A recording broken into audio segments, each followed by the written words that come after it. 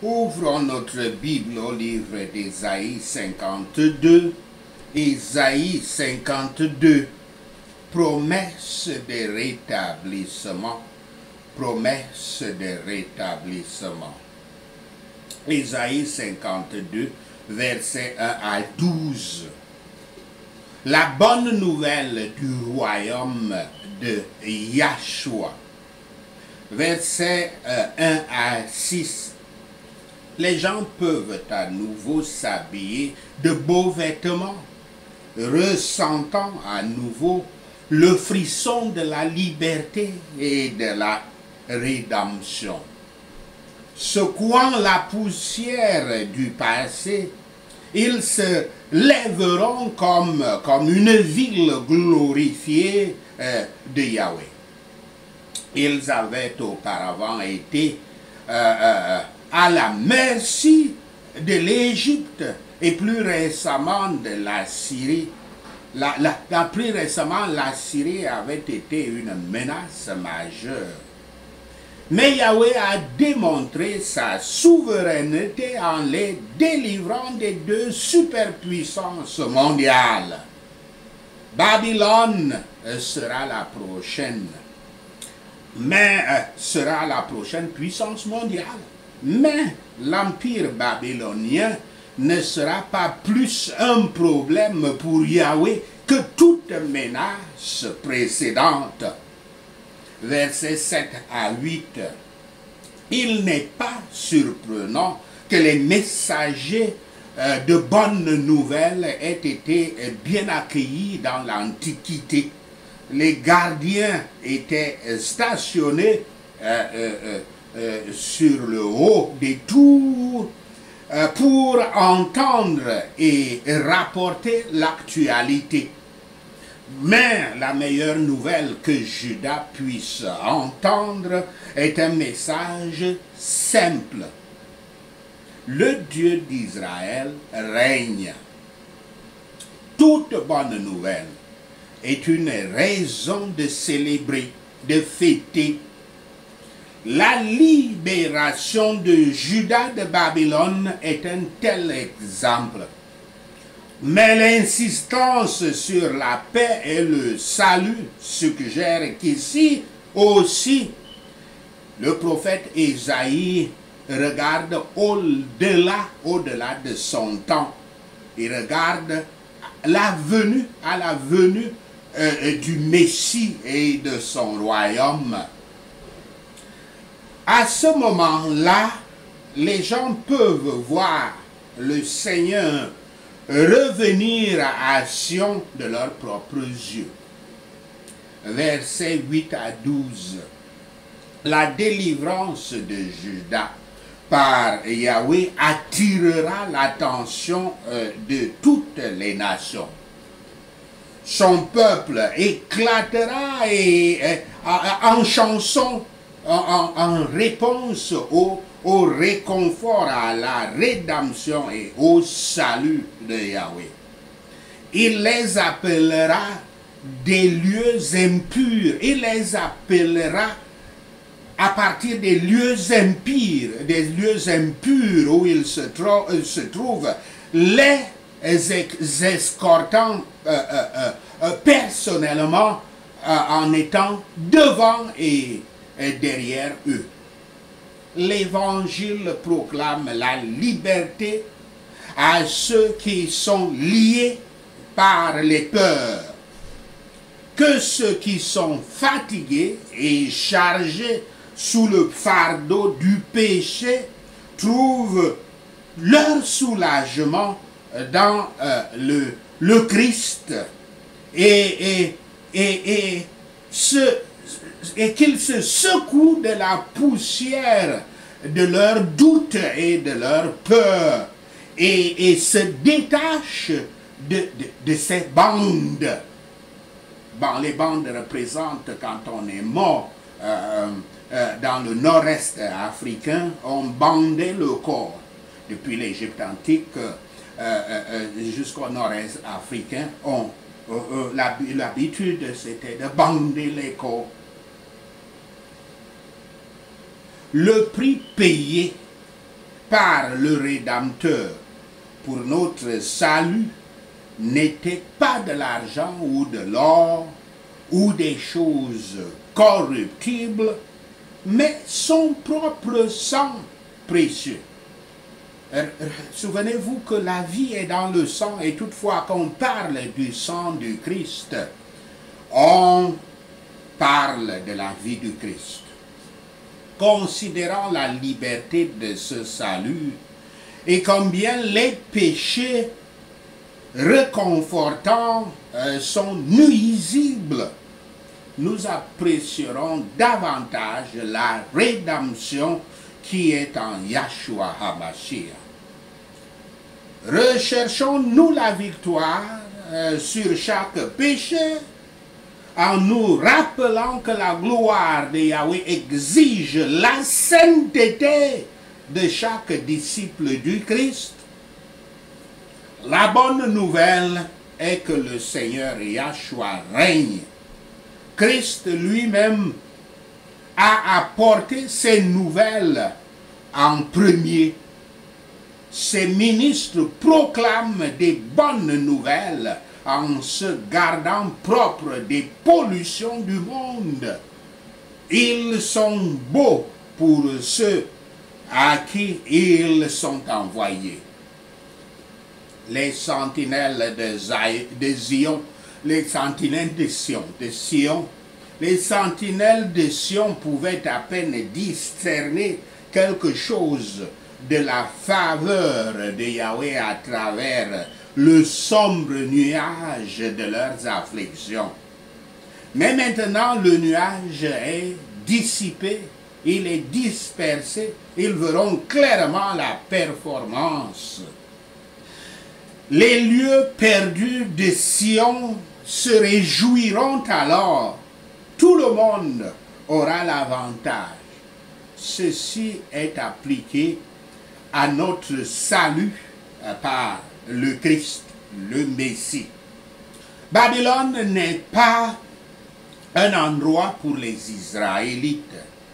Et c'est un appel à tous qui sont dans l'esclavage du péché et de Satan d'utiliser la liberté proclamée par Yahshua. Ils devraient partir avec une diligente rapidité, ne pas perdre de temps ni s'attarder. Mais ils ne devraient pas aller avec une hâte méfiante. Ceux qui sont dans le sens du devoir sont sous la protection spéciale de Yahweh. Et celui qui croit cela ne se hâtera pas à cause de la peur. Donc, Ésaïe 52, 13, verset 13 à 15. L'humiliation du Messie. Verset 13.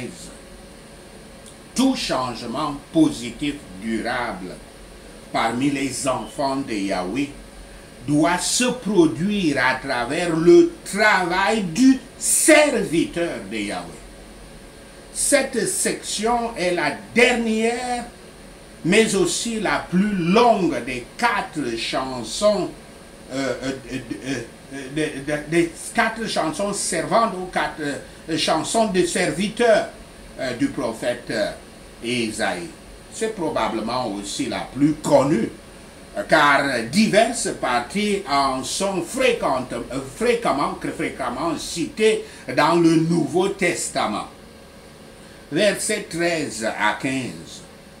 Le serviteur de Yahweh ne ressemblera pas à un chef de l'humanité, un leader séculier, spécialement désigné.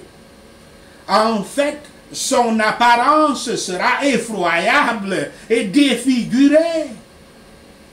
Et c'est pour ça que les Écritures critiquent les représentations de Jésus comme un bel homme aux yeux bleus et aux cheveux flottants, les Écritures qui prophétisaient sa venue, 8 siècles avant sa venue, comme le prophète Ésaïe ici, le présente comme un homme qui n'était nécessairement pas le bel homme, un bel homme, celui-là qui n'attirait pas l'attention.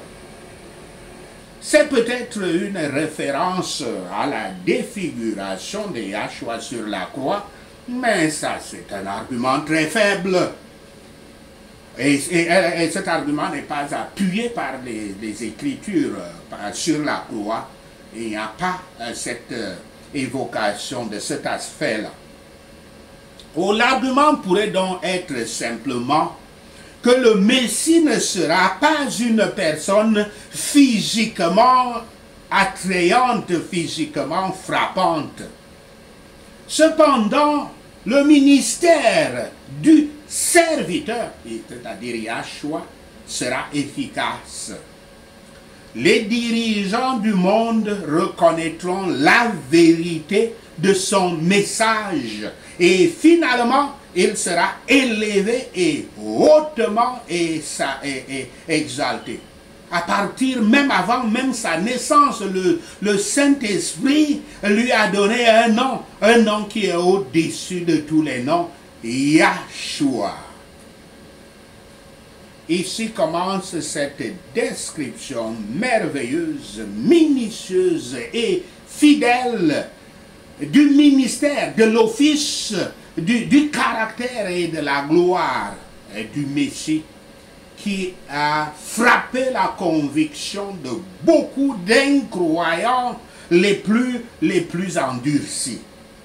Yahshua est la sagesse même. Dans l'œuvre de toute rédemption apparaît la sagesse de Yahweh dans un mystère. Ceux qui l'ont vu ont dit, jamais l'homme n'a paru aussi misérable, jamais le chagrin n'a été comme son chagrin. Mais Yahweh l'a hautement exalté. Il a mis son nom au-dessus de tous les noms. Cela sera découvert par l'évangile de Yahshua, qui ne pourrait jamais être dit d'une autre manière et qui n'avait jamais été dit avec autant de puissance. Et Yahshua ayant une fois versé son sang, c'est-à-dire sa vie, pour les pécheurs qui croient en lui, son pouvoir continue encore. Puissent tous les opposants voir la sagesse de cesser leur opposition et devenir participants du sang de l'aspersion et du baptême du Saint-Esprit. Lui obéir et louer son salut. Sachez ceci et le Seigneur Yahweh vous bénira. Prenons ces points de prière. Prions. Ésaïe 52. Prions. Réveille-toi, Sion. Réveille-toi, assemblée des disciples du Christ. Réveille-toi de force au nom de Yahshua le Messie. Mets tes vêtements de splendeur. Jérusalem, la ville sainte, notre sainte Église, au nom de Yahshua le Messie. Les incirconcis et les souillés ne reviendront pas, au nom de Yahshua le Messie. Secoue ta poussière, lève-toi, tiens-toi intronisé, assemblée des disciples du Christ, notre Jérusalem, au nom de Yahshua le Messie. Libère-toi des chaînes de ton cou, fille de Zion, maintenant captive au nom de Yahshua le Messie. Vous avez été vendus pour rien et sans argent, vous serez rachetés au nom de Yahshua le Messie. Les enfants de Yahweh ont été amenés pour rien et ont été amenés sans prix. Et ceux qui les gouvernent se moquent d'eux au nom de Yahshua le Messie. Toute la journée, le nom de Yahweh est constamment blasphémé au nom de Yahshua le Messie. Père Yahweh, fais que ton peuple connaisse ton nom. Fais-leur savoir que c'est toi qui avais prédit de déchirer, c'est toi qui avais prévu leurs beaux vêtements sur les montagnes, la beauté sur les montagnes de leurs pieds, les pieds de ceux qui apportent les bonnes nouvelles au nom de Yahshua le Messie. Éternel, rends beaux les pieds de ceux qui annoncent la paix et le salut au nom de Yahshua le Messie. Yahweh Tout-Puissant, rends beaux les pieds de ceux qui disent aux disciples de l'Assemblée du Christ, ton Dieu règne au nom de Yahshua le Messie. Yahweh revient à Sion, à l'Assemblée des disciples du Christ. Nous le verrons de nos propres yeux au nom de Yahshua le Messie. Faisons éclater ensemble des chants de joie, nous les ruines de son Église, car Yahweh a réconforté son peuple au nom de Yahshua le Messie. Yahweh a racheté l'assemblée des disciples du Christ au nom de Yahshua le Messie. Yahweh mettra à nu son saint bras à la vue de toutes les nations au nom de Yahshua le Messie. Toutes les extrémités de la terre verront le salut de notre Dieu au nom de Yahshua le Messie.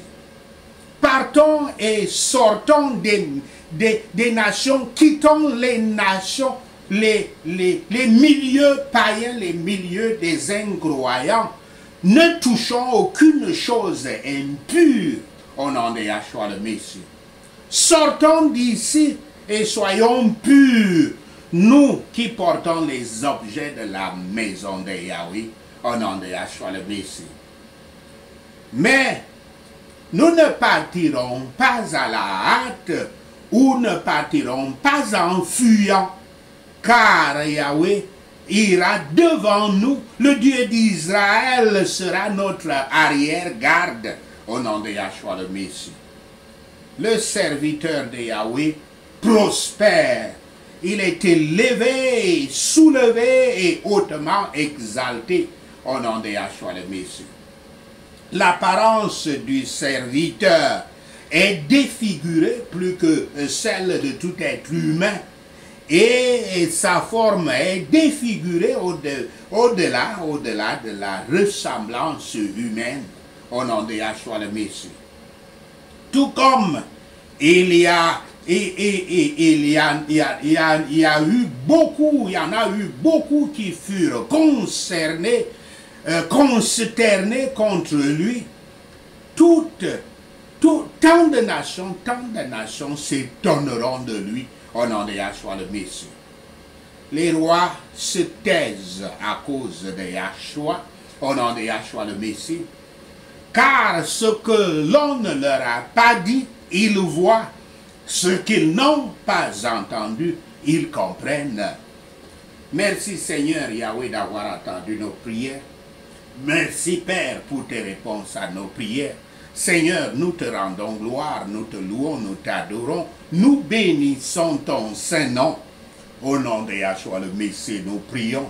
Amen. Alléluia.